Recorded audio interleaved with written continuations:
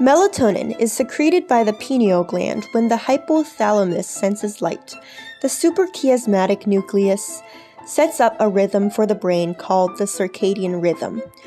Through this graph, we see that the melatonin rate drops low in the morning because a special type of cell called the ganglion cell in the eye detects light waves ranging from 460 to 480. Eventually, when it is nighttime, the melatonin rate starts rising around 10 p.m. This hormone affects the sleep-wake cycle. Melatonin production decreases over the course of age, as we see that the highest peak in the graph is the melatonin produced by 5 to 10-year-olds. Because high blood sugar is damaging to cells, when the body has high blood sugar, it sends a signal to the pancreatic pits releasing insulin from the beta cells. This stimulates glucogenesis, which promotes glucose uptake. When the blood sugar is low, the body sends signals to the pancreatic pits to release glucagon from the alpha cells and stimulates glucogenolysis, promoting glucose release, because the body needs more sugar. The malfunctioning of insulin is also the cause of diabetes. Type 1 is due to not producing insulin, and type 2 is due to the failing of responding to producing insulin.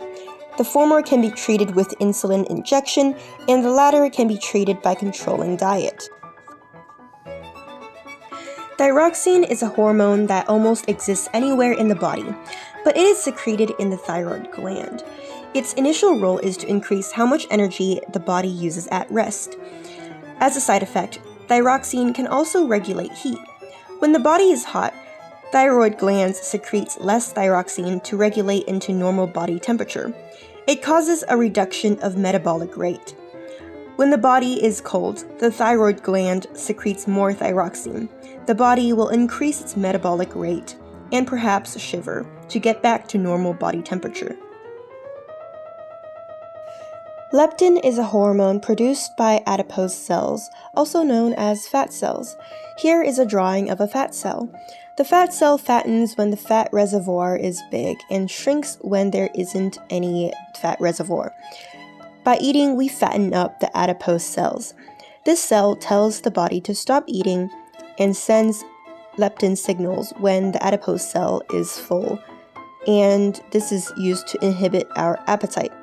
When the adipose cell is empty, it sends signals to the body to eat more.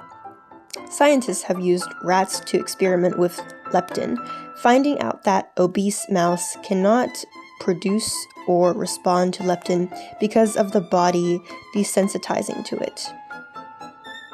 Testosterone develops pre-birth male genitals and stimulates secondary sexual characteristics, as well as sperm production. Progesterone prepares the uterus during the menstrual cycle and plays a role in supporting pregnancy. Estrogen is key to developing pre-birth female reproductive organs and stimulates secondary sexual characteristics. Menstrual cycle hormones. FSH peaks on the 14th day of the menstrual cycle, which is usually 7 to 10 days after the period has stopped. This hormone will stimulate the growth of follicles. When the follicle have grown enough, estrogen will inhibit FSH. That way, only one egg is out for ovulation and grows. Progesterone rises on day 20 of the menstrual cycle to help solidify the egg into corpus luteum.